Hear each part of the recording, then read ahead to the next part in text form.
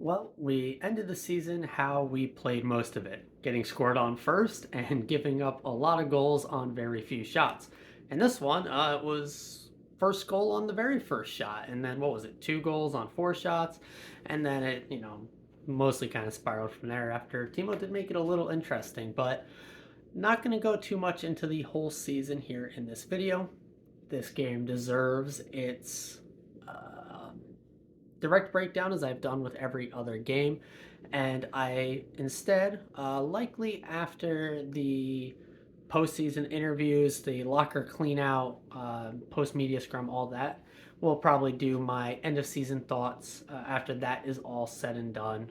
Go through the whole season, look back on some predictions I had early on the season that very likely did not age very well as some stuff that I think I actually kind of nailed right on the head. So this game, however, maybe a bit of a sour note ending with the loss, but could potentially put us in a better draft position. But as we saw in both like the Nico and Jack draft years, winning the last game, giving us worse, well, not worse, literally giving us worse odds, ended up in our favor by actually having the lottery ball fall in our favor. Now, we lose this one, so that just tells me as the universe spins and goes, we will not win the first overall pick in this year's draft. I think the numbers would very much agree with that as well. But we'll see how it plays out. Do we use the pick? Do we trade the pick before the draft and all that? Getting into off-season thoughts, and again, we'll do that in the last video. So this game itself, I actually personally probably would have liked to seen Clark get a little bit more ice, possibly over Bowers, but I guess they've seen a lot more of Clark up with the club than they have with Bowers. They're giving him a bit more ice. Nosek got back in. Him there on that third goal wasn't the best of plays. I mean, it wasn't the worst, but definitely not the best from him there. The guys that all mattered, Nico, Timo, Bratt, all got the point on the one goal we did score here. At least we did score, unlike the last game, of course, the one I do attend. And so, yeah, I mean, there wasn't really anyone else in this game that like super mattered. Not that anyone really mattered, but mattered in getting points. Luke or Nemec, rookie defenseman, they don't need points. It's just the overall playing well. I really liked Luke's game in this one again. He's just had an absolute tear to close out the season here. Timo ends the season as our leading goal scorer. If you would have said that halfway through this year, people would have been calling you absolutely crazy, or that everyone else fell off a cliff in a tragic bus accident or something. But he somehow managed to do it. It's crazy that we probably should have had 4 30-plus goal scorers this season, and instead we will end with 0. Now, a lot of that is, injuries is probably the biggest part of that, but also guys just not playing their best for some stretches. We had Jesper Bratt finish the season at over a point per game, 83 points for him off of the assist there on the Timo goal. Nico with just absolutely insanely strong play. Felt like every single game here for the past couple months, essentially. Um, but as far as the goals against here in this one, the first one, 2-on-1 breakaway. You don't really obviously want to let that happen. The ball pinch was just not a good call. But Smith, I thought, made a decent effort. You really got to take the pass away there from Smith. So really, both defensemen there, I got to critique. The ball pinch was just ill-advised, not well executed. And then Smith was kind of caught in between lane. You have to take that pass away and hope Allen can take the one-on-one. Of course, we held him without a shot for whatever it was, over 12 minutes. And then their very first shot goes in. Now, Allen didn't really have much of a chance once that pass makes it through.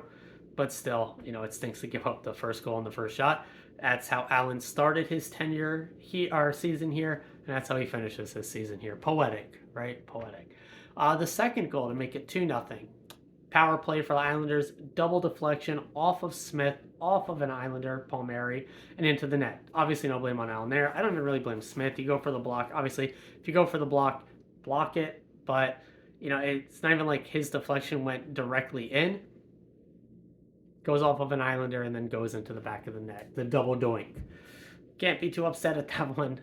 You can't be too upset at that one. Then Timo does make it interesting, bring it back within 1. Felt like maybe we had a bit of momentum there. And then not so much. Islanders make it 3-1 off of a somewhat broken play. Puck bounces off of an Islander skate, goes right between Nosek's legs, right under his stick. That's kind of where I was calling him out. Maybe a quicker reaction time, something there. But goes right to an Islander who roofs it in. I still think that was a fairly savable shot. Allen probably just lost it there in the skates and the deflections. I can somewhat understand that. And then obviously the fourth goal, Allen kind of has to have. He just got his pad pushed into the back of the net, or really it was more so his momentum as well as the shot putting it in. And it's 4-1. It's almost 5-1, but didn't go in. I don't know what the ref was looking at there. I thought it actually was pretty clearly not over the line, even live. But yeah, 4-1. And that's how the Devils season ends. 2023-24 started off with the highest of expectations, and we got brought back to reality real quick, in part, a lot part, to injuries, I think. And then obviously we know the goaltending. I think with one, we could have overcame the other, but with both, it was essentially almost insurmountable. But even to close out the season here, we could have made it. I mean, we were ahead of the Islanders there, beating them. If we strung together a few more wins, maybe we're talking about just barely missing or having just barely made it. But that's really it. Again, I don't really want to go over a full season or guys' full seasons here. So instead, top line, Nico Bratt and Timo. I was talking about it a few games ago, putting them together like he did with Jack. We finally see it. They connect on the goal. Overall, I thought they were a really strong line. The Haula, Holtz, Mercer line, who really should be more of a third line, was our second line. If that's our third line next season, that could do some pretty good damage. I thought they actually looked really good in this game. Multiple chances. Haula had some really good chances. Mercer had a really good chance. The wide open net was another one he missed. Holtz had some pretty decent shots on net. I liked what that line was able to generate, even in a second line role here in this one. So if we can get the depth chart sorted, and that's our third line heading into next season, I wouldn't be too upset with that. Now, obviously, when I actually go over the roster, break it down, see what moves are more feasible, I might see where that roster actually ends up breaking out, and I wouldn't be as happy with that as the third line. But how this season has gone with injuries, and at least with the lineup we lined up tonight, I'd be okay with that, given how the season has gone. The fourth line is the fourth line, and that's what Tierney, McDermott. You're not expecting much of anything there. We did hear that Fitz is looking to re-sign McDermott. I don't hate it. He's not an every night guy. You just put him in there when the other team has a dude that's doing the same exact thing that McDermott is doing. All in all, actually, if he can get the penalties under control, I don't really hate his game. He's had some offensive chances, but obviously nothing he really actually sets up or can, absolutely blanked. Can't convert on, and he hasn't been an absolute liability in the defensive zone. His liability has come with the penalty, so if he can get that under wraps, I don't really hate him. I think he's mostly an inconsequential move. Can send him down the waivers. If he gets picked up, it's almost kind of a whatever thing. Foot, I have been very impressed by. I liked him in this game. I've liked him in basically every game since he has come back from injury. His release is very deceptive, very quick snapshot. And on a fourth line guy, that is a very good asset to have, so loving that. Allen, we know, not a very strong game. Luke Nemec, loving them there. Smith had a rough one here in this one. I've praised him a lot recently. This was not his game by any means. Marino and Siegenthaler, I would love for them to kind of be a bit more step-up, shutdown type guys. Marino has been looking pretty decent there next to Luke with DeSimone out, but I haven't been blown away by it by any means in the recent stretch. So we'll see kind of, again, how they end up sorting out the defensive pairs for next season with Dougie back. It's almost going to be like we get a 1D-men as an off-season acquisition with Dougie returning, as he essentially did not play this year. And then from there, any other roster players to really call out? Bowers, again, I didn't notice him too much. I thought he had a couple fine shifts, but nothing that stuck out one way or the other to me. And yeah, that does it, guys, on the 23-24 season. I really want to ramble about it, all the guys, everything that's going on. But I'm going to save that for a video, probably a more lengthy one. Again, just going to revisit old predictions, overall season stuff, heading into the off season, guys I want to target, what we're looking at, all the things, all the stuff that's going to be going on. For the few of you that have watched me, especially if you've been here since the very, very beginning where I was doing daily episodes, if you've only been here for the game reactions, all that stuff, love and support.